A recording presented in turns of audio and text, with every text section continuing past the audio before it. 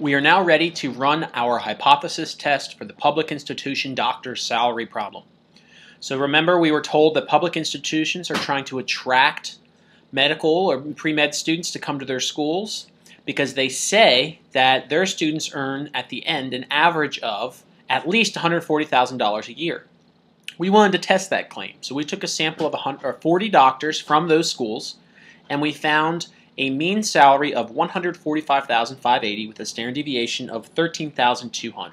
We now want to test this claim with a hypothesis test, and we're going to have a level of significance of 0.05.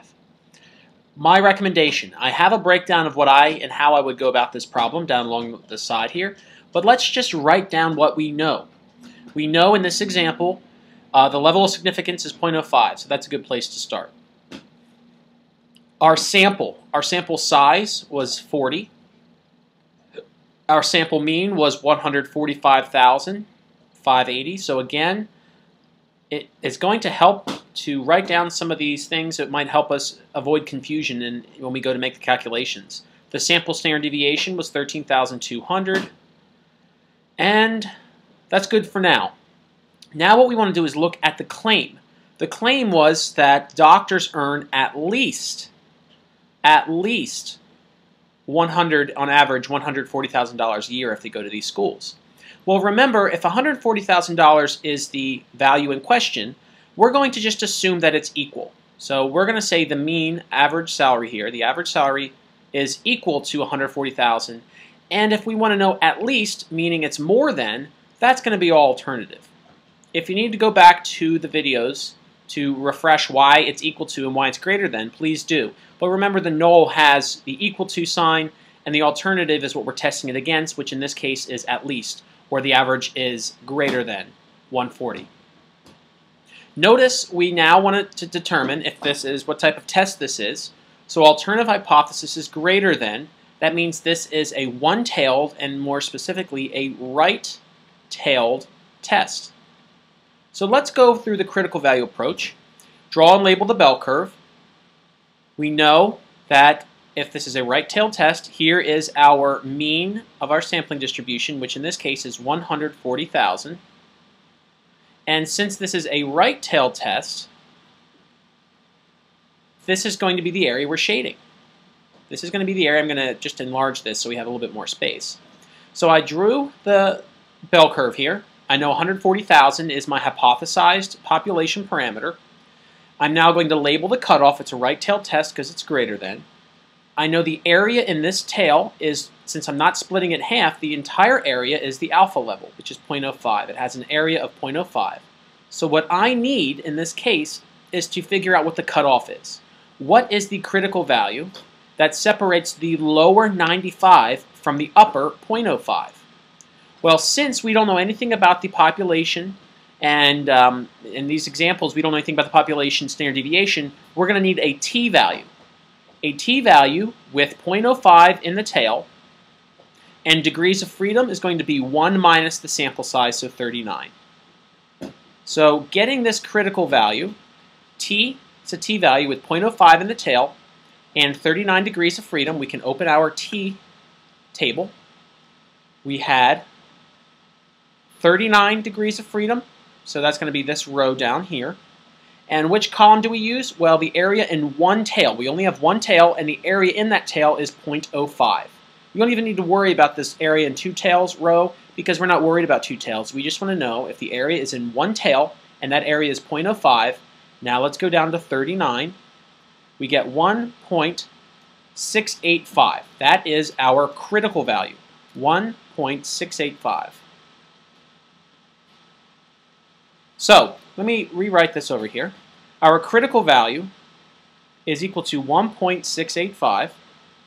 This is the value that separates the fail to reject region from the rejection region. So now that we have drawn a picture to help us, we calculated the critical value. That's what separates the rejection and fail to reject. Now let's calculate the test statistic. The test statistic is when we use the information from the sample to figure out, well, how far is our sample from that hypothesized sampling distribution mean? So given that this distribution here is all of the possible sample means, right? That's what a sampling distribution is. Where is 145,580? Is it in the rejection region or is it in the fail to reject region? We know it's above, right? Because 145,000 is going to be to the right. So where is it? So let's use this information from the sample to calculate our test statistic. The test statistic, when we calculate it, is going to tell us where our sample lies within this distribution. So remember, or if you look to your book, the test statistic, we take the mean and we subtract the sampling distribution mean, which is also what's the population mean in question here, figuring out just how far away is it in total distance, and then we're going to divide that by the standard error, which is the standard deviation divided by the square root of n. This is going to give us a test statistic, so I'll abbreviate that TS, and it's going to tell us how many standard errors away this sample is, this sample mean. So let's go ahead and plug these values in. Our sample mean was 145,580, and we're going to subtract the hypothesized mean from the population, what we're assuming to be true about the population. The standard deviation from that sample is 13,200, and we're going to divide that by the square root of n, which in this case is 40.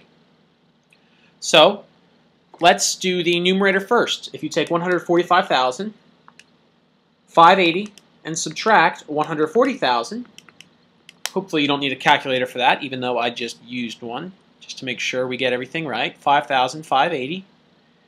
And then I'm going to put this in my calculator. So 13,200, and I'm going to divide that by the square root of 40. That's going to give me, and I'm going to write out the decimal a little bit. It's going to be 2,087, and it's going to be 0.1033.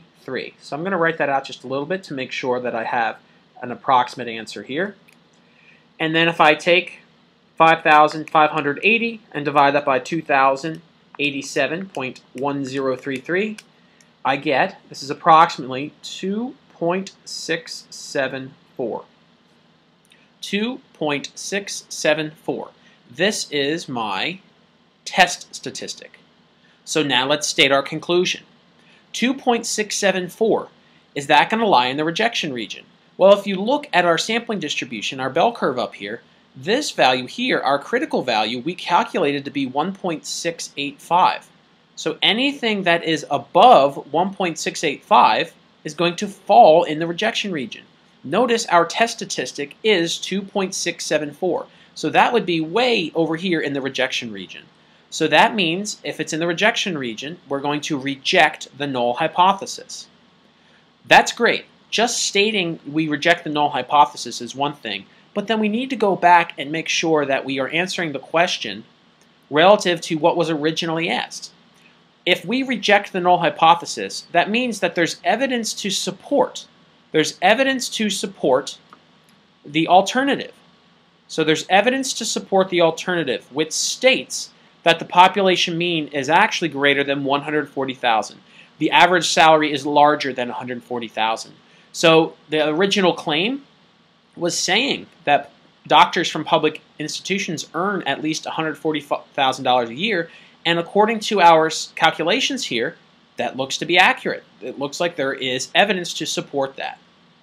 So remember, just because you say reject the null, you need to go back and look at, well, what is the null? If you reject the null, what are you claiming? We're claiming a support for the alternative, which means the alternative in this case was the claim. So there's support of the claim. What we want to do now is to use the p-value approach, which we better still get the same answer. But let's just see how we do this. So if we were to go the p-value approach, we still want to draw our bell curve, label our sampling distribution mean, which in this case was 140,000. This is a right-tailed test, so we still want to label the right tail. And we want to say the area in this case is alpha, which is 0.05, very similar to how we started. But with the p-value, all we need to know is to calculate the p-value. So we're going to use StatCrunch. We'll calculate the p-value, which is essentially is the probability that we got this sample if this potential population mean were true. If this was true, what's the probability of getting a sample like this? We're going to calculate the probability of that, compare it to our significance level, and we can make a conclusion.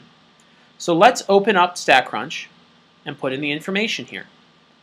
In StatCrunch, we're going to go to Stat, T-Stats, because remember, we're not working with the normal distribution, we are working with the student T. One sample with summary. The sample mean, what we got from our sample, if we can look back, 145,580. 145,580. The sample standard deviation, 13,200 with a sample size of 40. So 13,200 with a sample size of 40. We are going to do a hypothesis test, and the hypothesized value was 140,000, and the alternative was greater than. So let's go ahead and compute this. We get the sample mean, the standard error, the degrees of freedom. We get the test statistic, which is very close to what we got. Pretty much identical, actually, 2.673, and so forth. And here's the p-value. Our p-value is 0.0055. So let's go back here.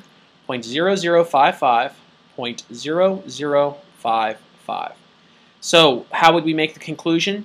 Since the p-value is lower and less than our level of significance, this is evidence to reject. Again, we are going to reject the null because the p-value, which in this case is 0.0055, is less than our level of significance. So since the p-value is low, the null has got to go.